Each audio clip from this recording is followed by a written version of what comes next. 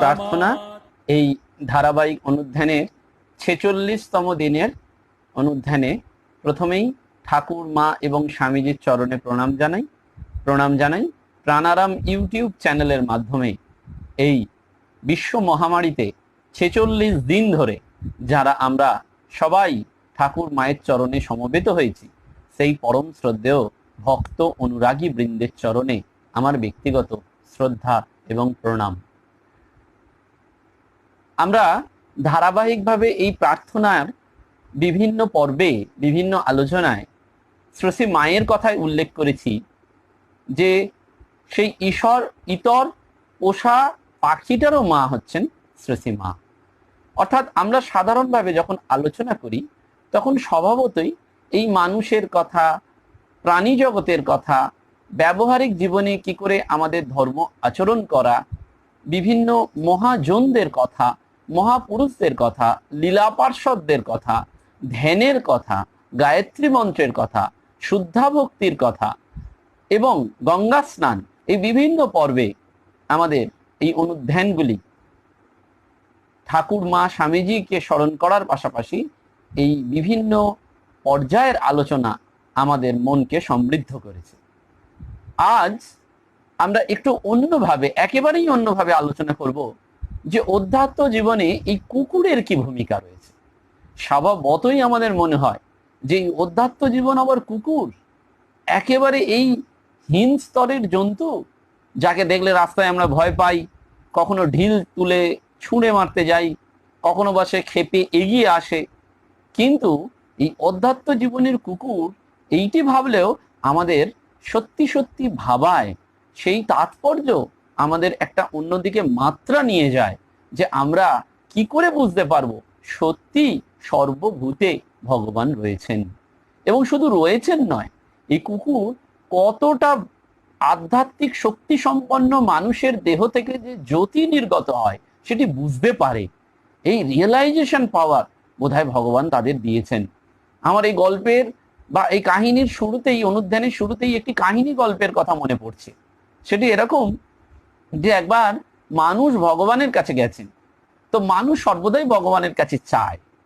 আমরা দেখবেন একেবারে ওই আত্মপীড়িত অর্থার্থী যে কোনো স্তরেই বলুন না কেন, আমরা সবসময় ভগবানের কাছে চাইছি, আমাদের চাওয়ার কোনো অন্ত নেই, শেষ নেই।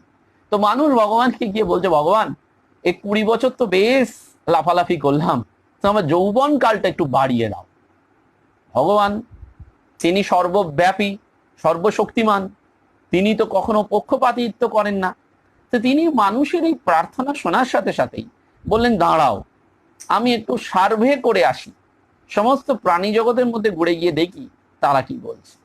তো ভগবান প্রথম গেলেন বলদের কাছে। বলদ বললেন, না না বাবা, আমার দরকার নেই, আমি সারা জীবন অন্যের বোঝা কাঁধে নিয়ে বেড়াচ্ছি, আমার 20 বছর এক্সট্রা যৌবনের দরকার নেই, ও যে চায় তুমি তাকে দিয়ে দাও বাবা, আমি আর চাই না আমার যৌবন বাড়ুক, কারণ যৌবন বাড়লেই আমার জ্বালা বাড়বে। আমরা বুঝি না, আমরা যৌবন কাল থাকতে থাকতে ভাবি যে আরো থাকুক আরো থাকুক, কিন্তু যৌবনের যে কত জ্বালা সেটা আমরা কখনো বুঝতে পারি না। এবং স্বভাবতই আমরা আমাদের বয়স হয়ে গেলেও যেন ওই যৌবনে ফিরে যেতে চাই। তো বলদের কিন্তু অন্য অভিপ্রায়। ভগবান শুনলেন চুপ করে। ভগবান গেলেন কুকুরের কাছে, কুকুরকে বললেন তোমার, বললেন না না কোনো প্রশ্নই নেই, আমি ডাস্টবিনে যখন এঁটো খাবার কুড়োতে যাই লোকে আমাকে ঢিল মারে, আমাকে যাচ্ছে তাই করে, পারলে বোধহয় মেরেই ফেলবে, কিন্তু ওদের তো উচ্ছিষ্ট খাবার খাই, তাতেও ওদের সহ্য হয় না, আমার এই 20 বছর যৌবন কাল দরকার নেই, আপনি যাকে পারেন দিয়ে দিন। ভগবান বললেন বেশ। গেলেন পেঁচার কাছে, পেঁচাকে গিয়ে বললেন তোমার লাগবে নাকি 20 বছর, মানুষ এরকম বলছে, তা দিই না তোমাকেও একটু 20 বছরের এক্সট্রা যৌবন কাল। পেঁচা বললেন না না ভগবান, হে দীনবন্ধু, হে কৃপা সিন্ধু, তুমি সব করতে পারো আমি জানি, তুমি চাইলেই আমার জীবনে 20 বছর আরো যোগ করে দিতে পারো, কিন্তু আমি চাই না বাবা। বলছি কেন? বলে আমি দিন রাত ভালো দেখতে পাই না, হ্যাঁ রাতে দেখতে পাই, দিনে অন্ধকার, আমার এইসব নিয়ে আর যন্ত্রণা বাড়িও না, তুমি আমায় রক্ষা করো, ক্ষমা করো। ভগবান ফিরে এলেন, মানুষকে বললেন বলো তোমার এবার কি অভিপ্রায়। বলে আমার তো ওই 20 বছর যৌবন থাকে সাধারণত, 0 to 20 years, আমি একটু এক্সট্রা চাইছিলাম। ভগবান বললেন তথাস্তু। দেখুন, এই 20-র সাথে 20 যোগ করলে অঙ্কের হিসাবে 40। আমাদের এটি প্রচলিত কথাই আছে, বল বুদ্ধি ভরসা 30 পেরোলেই ভরসা। এবং সেই জন্য অধ্যাত্ম জীবনেও বারবার সবাই বলেছেন এই 30-এর মধ্যে খেটে খুঁটে করে নিতে হয়, অর্থাৎ খাটতে হয় এই সময়টা। তো ভগবান দিয়েছেন আমাদের মনুষ্য জীবনের অঙ্কের হিসেবে। দেখুন, 40 বছর পর্যন্ত আমরা যৌবনের সমস্ত মাতামাতিটা করি। আমরা যৌবনের যে উন্মাদনা, যে উত্তেজনা, যে কার্যকারিতা, সব এই 40 বছর পর্যন্ত। 40 পেরোলেই আমরা বলি আর 40 তো হলো, আর কতদিন। ভগবান দিলেন, মানুষ খুব খুশি। ভগবান বললেন ওহে দাঁড়াও। বলে কি? বলে তোমার জন্য আরো গিফট আছে। আজকের যুগের মতন বাই ওয়ান গেট ওয়ান নয়, বাই ওয়ান গেট 3। বলে 3টে উপহার? বলে হ্যাঁ। বলে কি?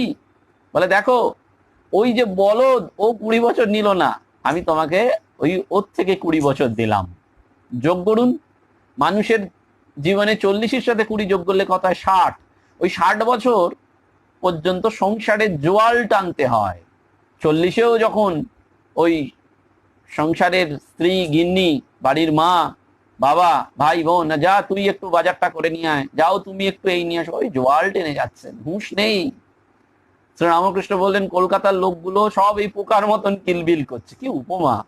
বারবার বলছেন দেখো, ওদের দৃষ্টি সব সময় নিম্নের দিকে, ওই লিঙ্গ গুজ্জ আর নাবি, একজনকেও দেখলাম না যে ঊর্ধ্বায়িত দৃষ্টি।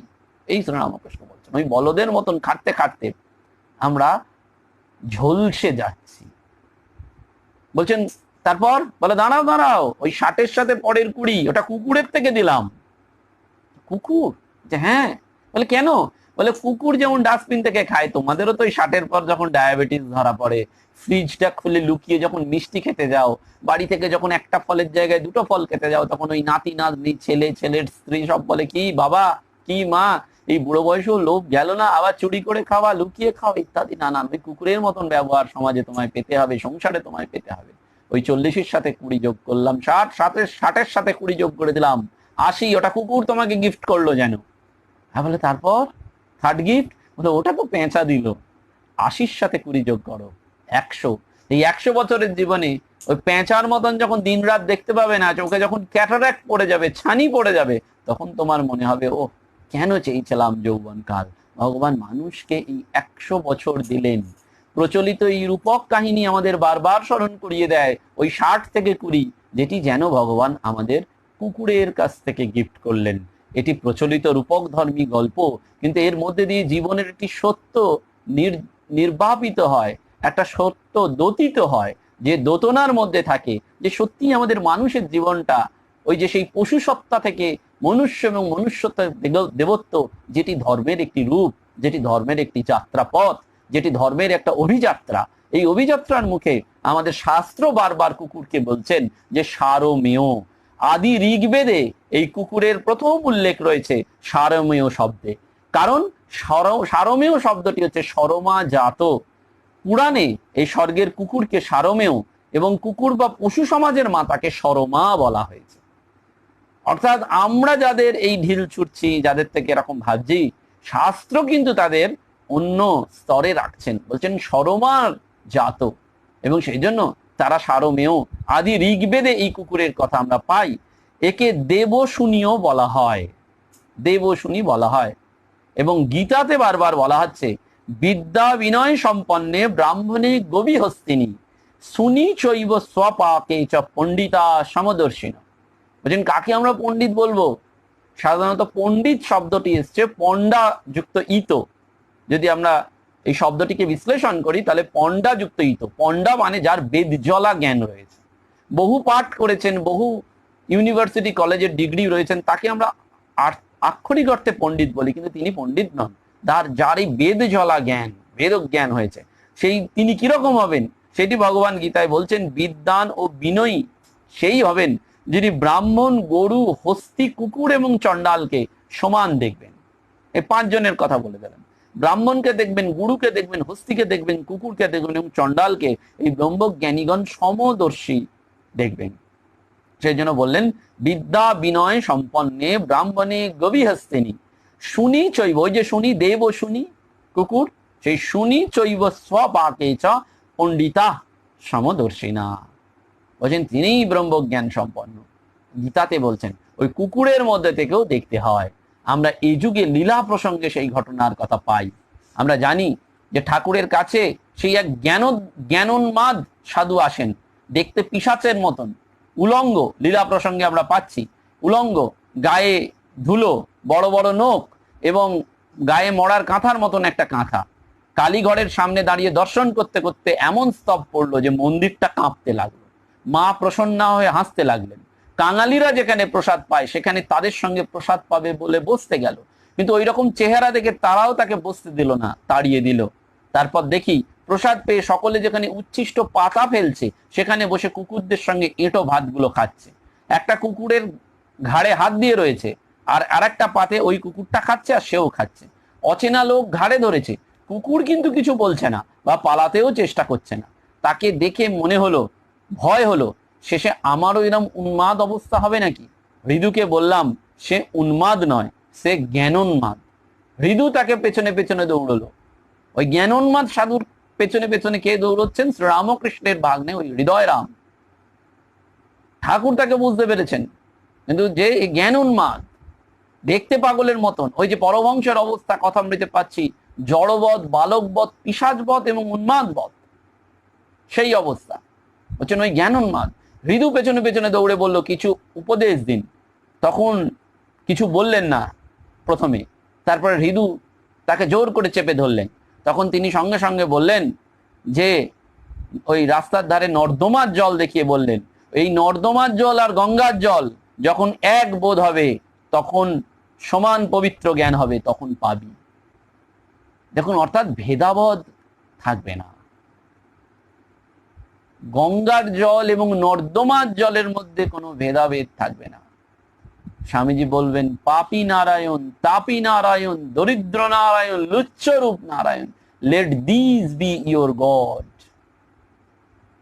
বলছেন এই দুষ্ট, পাপী, তাপী, খল, তুচ্ছ, যাদের আমরা সমাজে আশ্রয় দিতে চাই না, আমাদের হৃদয় মন্দিরে যাদের দেখলে ঘৃণা ওঠে, অথচ আমরা ভগবানের মন্দিরে গিয়ে তাদের সেই ভগবানকে মনোমন্দিরে বসাতে চাই।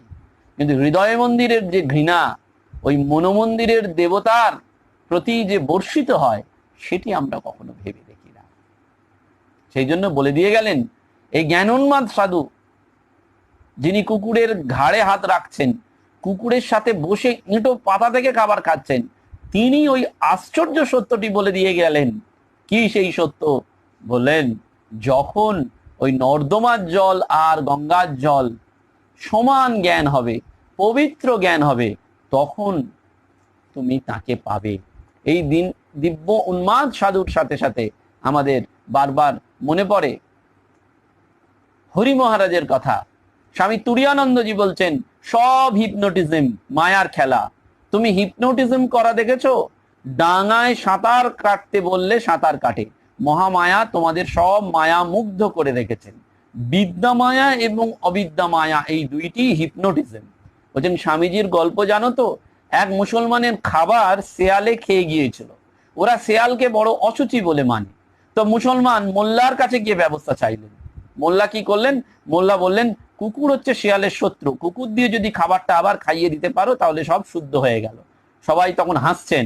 বিদ্যা দিয়ে অবিদ্যাকে নাশ করতে হয়। এই কুকুর হচ্ছেন এখানে বিদ্যার প্রতীক রূপে কাজ করছেন। এই সেই কুকুরের কথা আসছে, আমরা কথামৃতেও সেটি পাই। বলছেন ভাগবতে, ঠাকুর বলছেন শ্রীমদ ভাগবতে তাই ওই রকম আছে, কেশব মন্ত্র না নিলেও ভবসাগর, না নিলে ভবসাগর পার হওয়াও যা, আর কুকুরের ল্যাজ ধরে মহাসমুদ্র পার হওয়াও তা। সব মতের লোকেরা আপনার মতটাকেই বড় করে দেখছে। অর্থাৎ কুকুরের প্রসঙ্গ আসছে এই অধ্যাত্ম জীবনের মাঝে মাঝে। এবং আদিগুরু শঙ্করাচার্যের কথাও আমরা জানি না, সেই শঙ্করাচার্য যিনি ওই মণিকর্ণিকার ঘাটে স্নান করে উঠছেন, তিনিও কিন্তু ওই কুকুরকে দেখে কি বলছেন? ওই দূরে সরে যাওয়ার কথা বলছেন। সেটি কিরকম না, যে যখন তিনি স্নান করে ওই মণিকর্ণিকার ঘাট থেকে যাচ্ছেন, পশ্চাতে তার ভক্ত এবং শিষ্যের দল, পুরো পথখানি আগলে উচ্ছৃঙ্খল চারটে বিকট দর্শন কুকুর। একে চণ্ডাল তারপরে কুকুর, এই সব দেখে একেবারে শঙ্করাচার্য এগিয়ে বলছেন, ওরে চণ্ডাল, ওধারে একটু সরে দাঁড়া, সংযত কর তো কুকুরগুলোকে, আমাদের পথ ছড়িয়ে দে, পথ ছেড়ে দে বা সরিয়ে দে। তখন লোকটি অট্টহাস্য করছেন, তার কণ্ঠ থেকে বেরোচ্ছে সেই জ্ঞান ও অর্ব চমৎকার শ্লোকরাজি, বারবার বলছেন শঙ্করাচার্যকে যেন মর্মবাণী, আপনি কাকে সরে যেতে বলছেন, আমার আত্মাকে না এই দেহকে? আত্মা সর্বব্যাপী, এই যে সকলের মধ্যে রয়েছেন। আমরা এই দেহ দিয়ে বিচার করি, নাম দিয়ে বিচার করি, রূপ দিয়ে বিচার করি, কিন্তু এই আত্মজ্ঞানের কথা আমরা ভুলে যাই। স্বামী বিবেকানন্দেরও সেই রকম প্রিয় কুকুর ছিলেন বাঘা। সাধারণত বলা হয় ভৈরবের বাহন হচ্ছেন কুকুর, আর ভগবানের বাহক হচ্ছেন ভক্ত। তাই ভক্ত ভৈরবী হচ্ছে রুদ্র, ভগবানকে, ভগবানের ভাবকে বহন করে নিয়ে যান। তার কুকুরের কি থাকে? তীক্ষ্ণ দৃষ্টি, বিচার শক্তি, শ্রবণ শক্তি, এই এই গুণ নিয়ে। সেই জন্য স্বামীজি যেন বারবার আমাদের ওই জাগার কথা বলছেন। তার এই কুকুর বাঘা, সেই বাঘার কিন্তু অনেক কাহিনী বেলুড় মঠে রয়েছে। না, আমরা জানি যে বাঘা বেলুড় মঠের সাথে এত ওতপ্রোত ভাবে জড়িত ছিলেন এবং স্বামীজি তাকে খুব ভালোবাসতেন। স্বামীজি এমনি পশু পাখি প্রিয় ছিলেন। জীবনের শেষ ভাগে যখন তিনি বেলুড় মঠে আসছেন, তার একটা ছাগল ছিল, তার নাম ছিল মঠরু, একটা রাজহাঁস এবং অন্য কয়েকটা হাঁস ছিল, এবং কুকুর যেটি ছিল তার নাম ছিল বাঘা। এই বন্ধু তিনিই হন। আমরা জানি সে কে বন্ধু হয় না, দুর্ভিক্ষে, রাষ্ট্র বিপ্লবে, রাজদ্বারে এবং শ্মশানে যিনি থাকেন। তাই বাঘা কিন্তু প্রকৃত বন্ধুর মতন কাজ করত একদম বেলুড় মঠে। এবং বেলুড় মঠে সেই যুগে সাধু সন্ন্যাসীরা যখন টয়লেটে যেতেন মাঝরাত্রে বা ভোর রাত্রে, তখন বাঘার কিন্তু কাজ ছিল। কি কাজ ছিল? বাঘা এদের সবার আগে আগে পথ দেখিয়ে নিয়ে যেতেন। এবং এই সাধুরা প্রথমেই কিন্তু টয়লেটে যেতেন না, এই বাঘা গিয়ে প্রথম টয়লেট পরিদর্শন করে আসতো যে সেখানে কোনো বিষধর সাপ বা পোকামাকড় বা কোনো অন্য জীবজন্তু আছে কিনা। তারপর সে মুখ দিয়ে একটা হুঙ্কার করত। যখন এই হুঙ্কার করত তখনই কিন্তু সন্ন্যাসীরা গিয়ে ওই টয়লেট সারতেন। এই ছিল বাঘার কাজ। শুধু এরকমই নয়, যখন বালি মিউনিসিপ্যালিটি থেকে বেলুড় মঠের উপর কর বসিয়ে দেওয়া হয়, তখন সাহেব এসেছিলেন স্বামীজির সাথে দেখা করার জন্য। স্বামীজির কাছে নিয়ে গিয়েছিলেন কুকুর, এই বাঘা। সেইটি দেখেই স্বামীজি সাহেব অভিভূত হয়ে বলেছিলেন যে মঠে এত সুন্দর ট্রেন্ড কুকুর থাকতে পারে, এত সুন্দর প্রভুভক্ত কুকুর থাকতে পারে, সে আজ্জাই হোক সেই মঠ বাইজি বারাঙ্গানাদের কেন্দ্র নয়। অর্থাৎ যে মিথ্যা দোষারোপ, সেটির নেপথ্যেও কিন্তু বাঘার একটা মূল্য ভূমিকা ছিল। স্বামীজি এই বাঘাকে খুব ভালোবাসতেন এবং প্রচন্ড স্নেহ করতেন। কিন্তু বাঘা কিছু অন্যায় করলে তার যেন 7 খুন মাপ ছিল, এরকমই একটা নির্দেশ ছিল। কিন্তু একদিন এই বাঘা গরিত কাজ করে ফেললেন। গরিত কি কাজ করলো বাঘা? না, একদিন সে ঠাকুর পুজোর যে জলের পাত্র সেটিকে উল্টে দিল। যখন এই খবরটি স্বামীজির কাছে গেল, তখন স্বামীজি যেন আর কম্প্রোমাইজ করতে পারলেন না। কারণ তার শ্রীজির সাথে, আত্মারামের সাথে, প্রাণারামের সাথে এটি করা হয়েছে। ঠাকুরের স্নানের পাত্র বা জল যাই বলুন না কেন, সেটি যখন বাঘা উল্টে দিয়েছেন, সঙ্গে সঙ্গে স্বামীজি নির্দেশ দিলেন যে বাঘাকে ওপারে রেখে আসা হোক।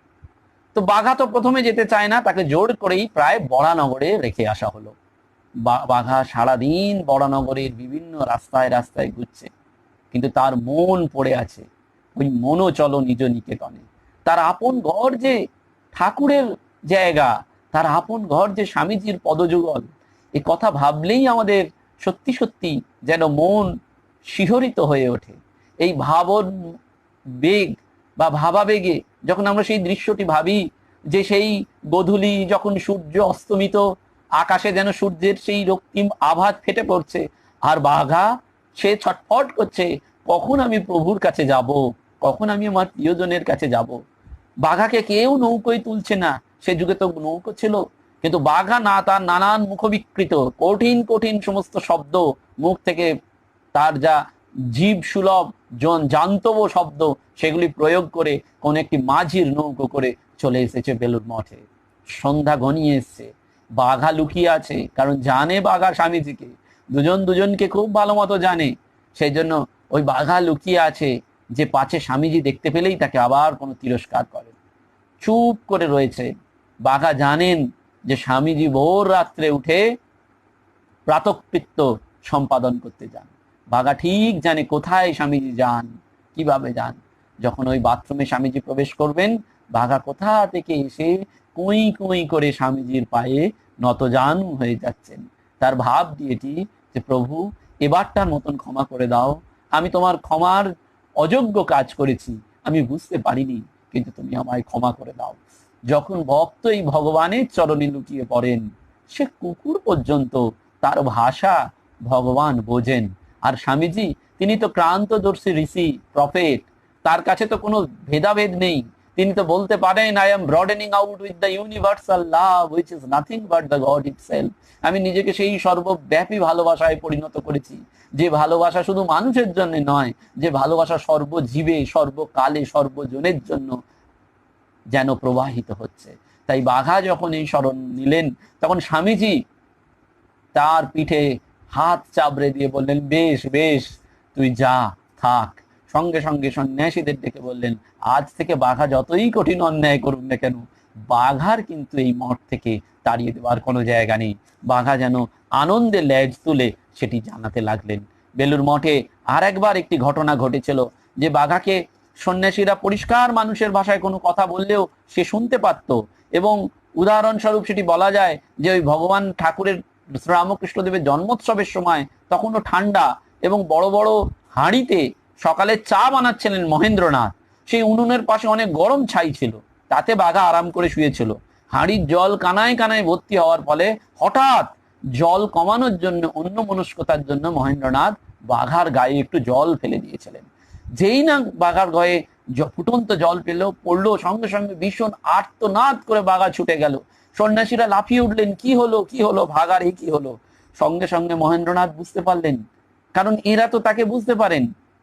সঙ্গে সঙ্গে তারা ভাবছেন কি হলো, আর মহেন্দ্রনাথ বলছেন যে আমাকে বাঘার কাছে গিয়ে ক্ষমা চাইতে হবে। পরের দিন বিকেল 4টায় নাগাদ দেখা গেল যে বাঘা ওই দূরের রোয়াকে শুয়ে আছে। মহেন্দ্রনাথ তার কাছে করজোরে হাত জড়ো করে বললেন, আমাকে মাফ করতে হবে, আমি ক্ষমা চাইতে এসেছি, আমি ইচ্ছা করে করিনি। বাঘা শুনলেন, লেজ নাড়িয়ে উত্তর দিলেন। পরবর্তীকালে শারদানন্দ এবং অন্যান্যরা জানতে চেয়েছিলেন যে কি বললেন বাঘা।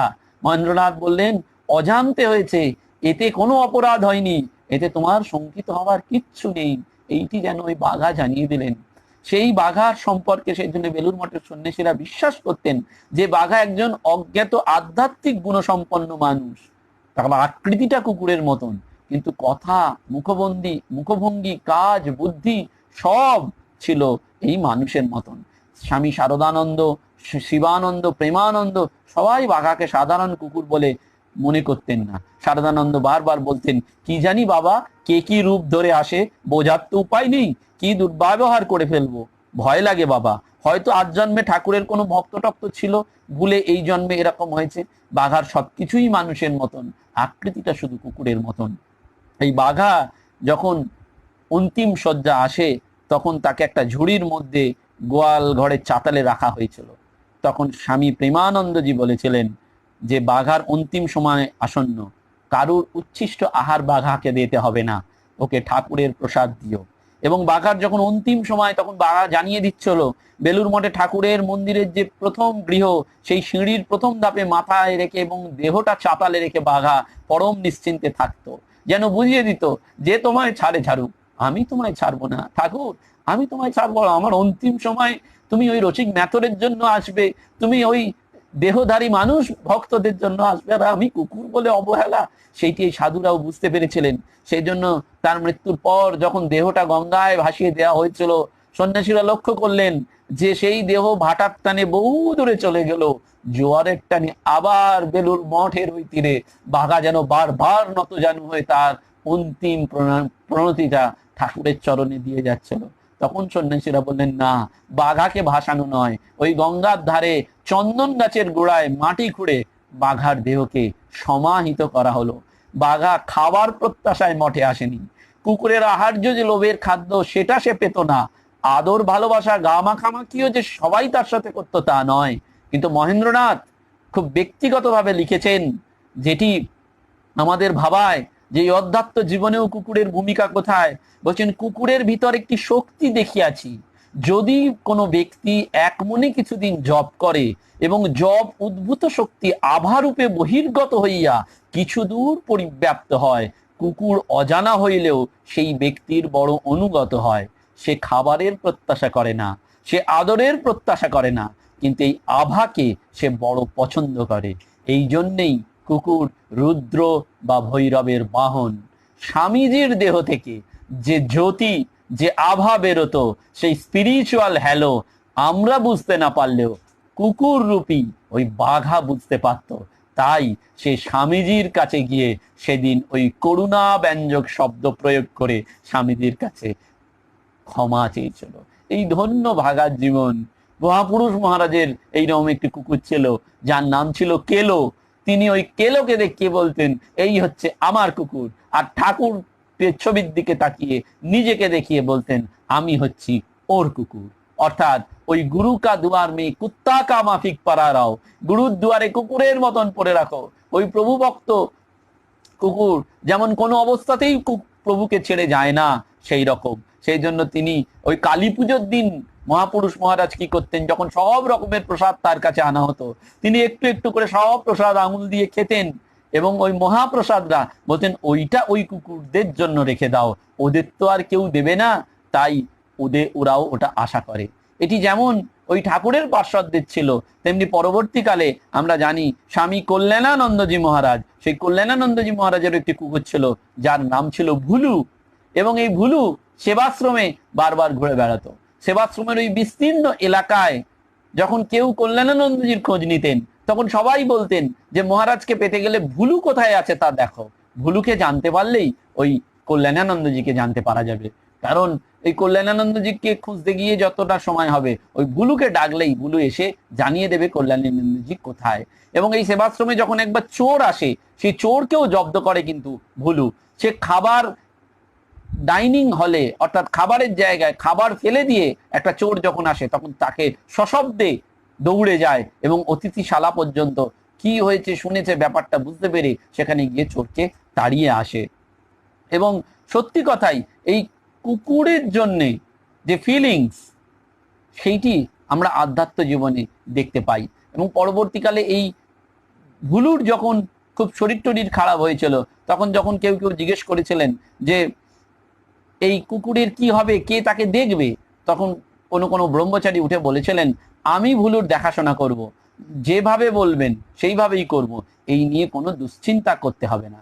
অর্থাৎ এই ভুলুর প্রতিও আমরা পাই অসাধারণ সব সিগনিফিক্যান্ট ঘটনা। এবং বাল্মীকি রামায়ণে এই কুকুরের কাহিনী রয়েছে। সেটি কিরকম না, সীতা উদ্ধারের পর রামচন্দ্র যখন রাজা হয়েছিলেন, প্রজারা নিত্য রাজসভায় রাজার সাথে দেখা করতে আসতেন। তো একদিন দেখলেন একটি কুকুর এসছে বিচার প্রার্থী হয়ে, এবং তার মাথা দিয়ে রক্ত ঝরছে, সে প্রার্থনার আকুতি জানাচ্ছে। তাকে নিয়ে আসা হলো।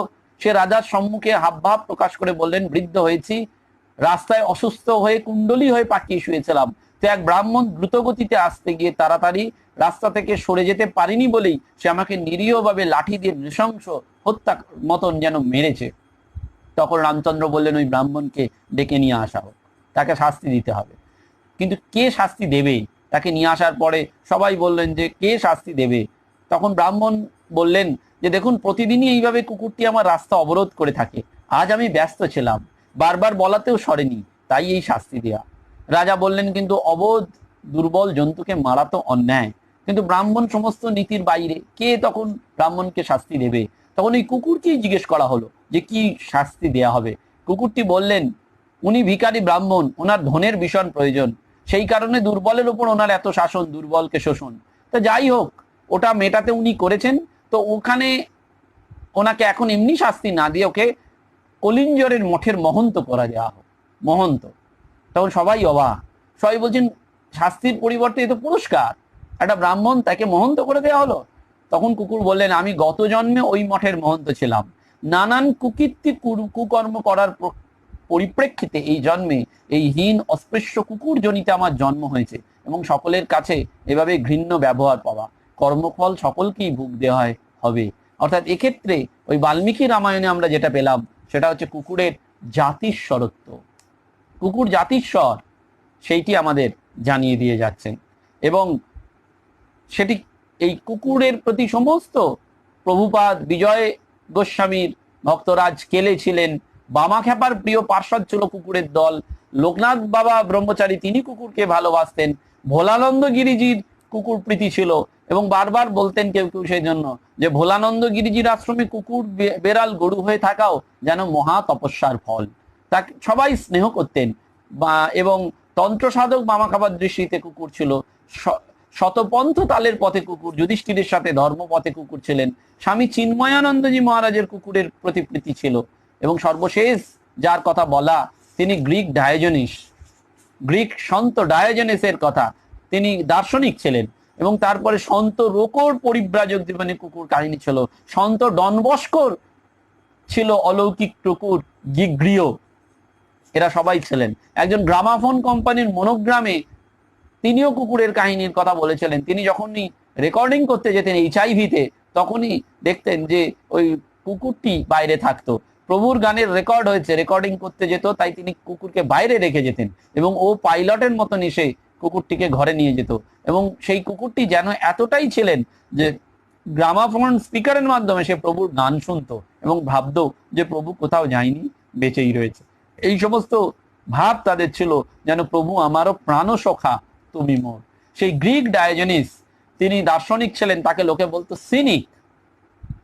তো একবার ওই গ্রিক ডায়োজেনিস যখন আলেকজান্ডার বিশ্ব বিজয় করে বেরোন তখন সবাই তাকে সম্বর্ধনা দেন, বহু ভেট নিয়ে যান। আলেকজান্ডার জিজ্ঞেস করলেন সবাই এসছেন? তখন মন্ত্রী বলেছিলেন সবাই এসছেন, শুধু একজন আসেননি, তিনি হচ্ছেন মহাদার্শনিক মহাজ্ঞানিক ডায়োজেনিস। বললেন কেন আসেনি? বলে তা বলতে পারবো না। আলেকজান্ডার নিজে গেলেন, দেখলেন যেন সেই বিবর্ণ তিনি উলঙ্গ থাকেন, রাস্তার কুকুরের মাধ্যমে তার মধ্যে তার কথাবার্তা যেন সব কিছু ওরকম নিম্ন স্তরে। তা আলেকজান্ডার যখন তার কাছে গেলেন তখন গিয়ে তিনি চিৎকার করে বললেন I am Alexander the great. Diogenes তখন রোদ পোয়াচ্ছিলেন, তিনিও মাথা ঘুরিয়ে তার থেকে বেশি জোরে চিৎকার করে বললেন I am the Diogenes the cynic, অর্থাৎ কুকুর। তখন আলেকজান্ডার স্থিমিত হলেন যে আমাকেও স্তব্ধ করে দিতে পারে এরকম কেউ আছে। তখন বললেন আলেকজান্ডার যে আমি এসেছিলাম আপনার কাছে যদি কোনো সাহায্য করতে পারি। তো ডায়োজেনিস বললেন হ্যাঁ, আমি তোমার কাছে দুটো জিনিস চাই। আলেকজান্ডার খুব খুশি যে আমি গ্রেট রাজা, আমার কাছেও জিনিস চাইছি। বলে তোমার কি জিনিস চাই? বলে আমার দুটো জিনিস, আমি এই সূর্যালোকটা পোহাচ্ছি, আপনি সরে যান যাতে সূর্যের কিরণ আমার শরীরে আসে। আর দ্বিতীয় আমি চাইছি যে তোমার জীবদ্দশায় তুমি কোনোদিন যেন আমার কাছে আর না আসো, এটাই আমার দ্বিতীয় চাওয়া। অর্থাৎ রাজার কাছ থেকে তিনি কিছু চাইছেন না, এরা যেন মেসেজ দিয়ে যাচ্ছেন। ডায়োজেনিসের অনুবর্তকারী সিনিকরা বলতেন যে হ্যাঁ আমরা কুকুরের মতোই বিপদে আপদে বিষয়গ্রস্ত মানুষদের ঘুম ভাঙিয়ে দিই, চোর তস্কররা যাতে এসে তাদের ধন সম্পদ হরণ না করতে পারে। এই মায়ামোহ হচ্ছে আমাদের কাছে সেই চোর তস্কর। তারা এই বিষয়যুক্ত মানুষকে জাগিয়ে দেয়, তাদের আত্মজ্ঞানকে জাগিয়ে দেয় যে মায়ামোহর কবলে পড়ে আমরা বিষয়ী মানুষ যেন আমাদের আত্মস্বরূপ রূপী ধন সম্পদকে হরণ করতে না দিই। কেন সিনিক বলা হয়? ডায়োজেনিস বলেছিলেন যে আমাকে যখন কেউ কিছু দেয় আমি তখন তাকে খুব আদর করি, কিন্তু যখন কেউ দেয় না আমি ঘেউ ঘেউ করি আর বদমাইশিদের কামড়ে দিই, সেই জন্য আমাদের কুকুর বলা হয়। এবং তিনি শিষ্যদের বলে গিয়েছিলেন আমি মরে গেলে আমার দেহ কুকুরের ভাগাড়ে যেন ফেলে দেওয়া হয়। প্রভু ভক্ত যোগী চিরদাস কুকুরের সঙ্গে ডায়োজেনিসের এই একাত্মতা বোধ জগতের ইতিহাসে সত্যিই দুর্লভ এবং আধ্যাত্মিক জগতেও আমরা সেইটি বারবার রাখি যে শাস্ত্রীয় এবং ব্যবহারিক দৃষ্টিতেও এই কুকুর সত্যি আমাদের একটা ভূমিকা।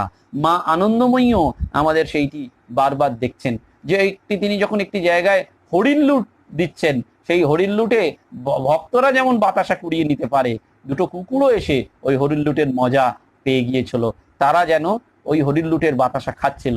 সেই সময় ব্রাহ্মণরা মাকে গিয়ে বলছেন, আনন্দময়ী মাকে, যে মা আমরা কায়স্থদের সঙ্গে এক জায়গায় ভান্ডারা খেতে বসবো না, আমাদের জন্য পৃথক ব্যবস্থা করতে হবে। যার উত্তরে মা করলেন কি, যে দুটো কুকুর বাতাসা ধরছিল নিকটে থাকা তাদের একটিকে মা গলায় হাত দিয়ে কাছে টেনে নিলেন, তারপর একটা আঙুল বাঁকা করে তার মুখ থেকে একটা বাতাসা বের করে আনলেন এবং সেই বাতাসা উঁচু করে ধরে হাঁ করে নিজের মুখের মধ্যে ফেলে দিলেন। ব্রাহ্মণ কায়স্থরা দুই দলই সেই প্রত্যক্ষ দৃশ্যটা দেখলো। ব্রাহ্মণরা মাথা নিচু করলেন, তাদের বিবাদ মিটে গেল। ওই যে শুনি চৈব সপা কেচা পণ্ডিতা সমদর্শিনা, অর্থাৎ বহুত্বে একত্ব, সেইটি কোথায়? এই বহুর মধ্যে সেই একই রয়েছে। আমি এক, বহু হয়েছি, এই কুকুরের মধ্যেও সেই আমি রয়েছি। এটি যদি আমরা বুঝতে পারি, তাহলে আজকের ওই সৎ কথায় প্রার্থনা আমাদের শেখায় যেন আমরা সত্যি সত্যি ব্রহ্ম দর্শন, ব্রহ্ম জ্ঞান লাভ করতে পারবো। কবে? শুনি চৈব সপাকে চ পণ্ডিতা সমদর্শিন। কি করে হবে? ব্রাহ্মণী গবি হস্তিনী, ব্রাহ্মণ, গুরু, হস্তি, কুকুর এবং চণ্ডালের প্রতি আমরা যখন সমদর্শী হব। আসুন না আজকে সবাই মিলে সারা দিনটা এই প্রার্থনায় থাকি যে যেই আমার কাছে আসবে, যেই আমার দ্বারে আসবে, বা আমিও যার দ্বারে থাকবো, অন্তত মনের আয়না দিয়ে তার আর আমার মধ্যে একই জিনিস দেখার অভ্যাসটুকু করব। একটা দিনের অভ্যাসও যদি করি, কিছুটা হলেও তো সংস্কার বদলাবে। সকলকে প্রণাম জানিয়ে আজকের অনুষ্ঠান এখানেই শেষ করলাম। নমস্কার, ধন্যবাদ।